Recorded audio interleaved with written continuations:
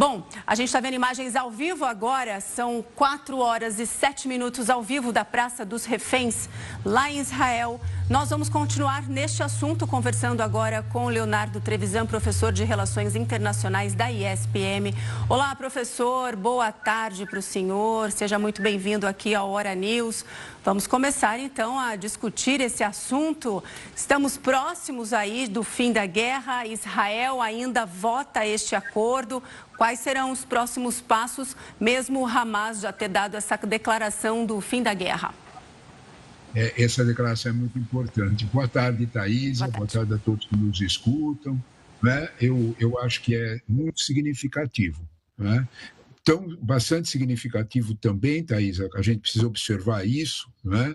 De que o porta-voz do Hamas, ao dizer que a guerra tinha terminado, ele repetiu 2 vezes, né? Toda a imprensa registrou isso. O Hamas recebeu garantias. Esse é o ponto. E ele especificou de onde vinham as garantias do Catar, do Egito e do próprio Estados Unidos. Em outras palavras, é um processo diferente daquelas 2 outras tentativas de janeiro e de março do ano passado, que redundaram em alguns dias de paz e depois a volta da guerra. Eu acho que nós temos um quadro político, tanto em Gaza com o Hamas, diferente, como nós temos um quadro político diferente também em Israel. Não há dúvida nenhuma que os 2 lados, Hamas e Israel, receberam pressão fortíssima dos Estados Unidos. E uma pressão que nesse contexto, nessa realidade, ela se revelou produtiva. Os 2 lados parece que estão discutindo a paz e ainda não sabemos o resultado do gabinete em Israel, mas as falas do primeiro-ministro Netanyahu são nessa direção. Então, é bastante provável mesmo que nós tenhamos um cessar-fogo duradouro, né, nesse contexto. As outras situações dos 20 pontos, aí tudo isso é discutível, mas acho que o cessar-fogo e a devolução dos reféns e o início da retirada de Israel, isso é real. Ah, ótimo, professor, excelente explicação.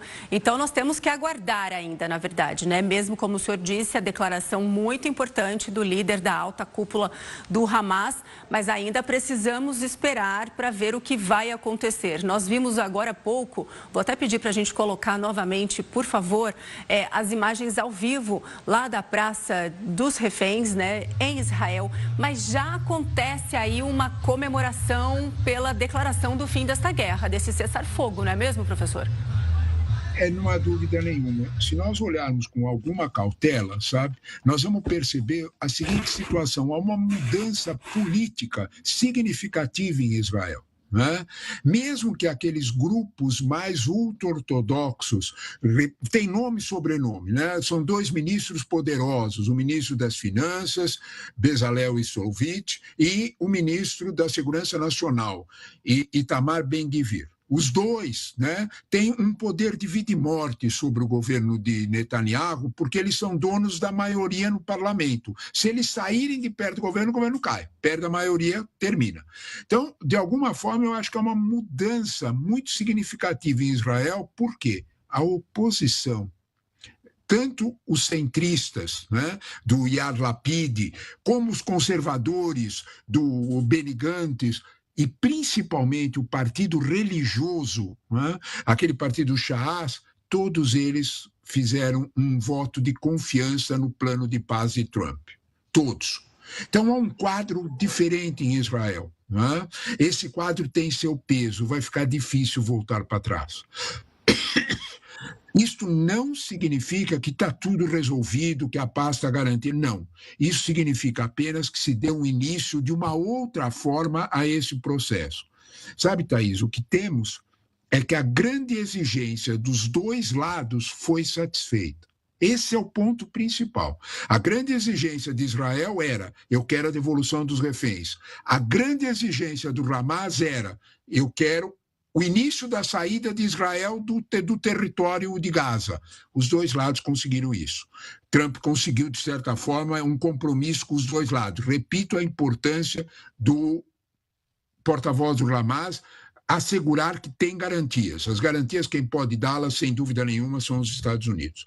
Então, de alguma forma, quando nós olhamos para isso, há um passo à frente, há mais, né?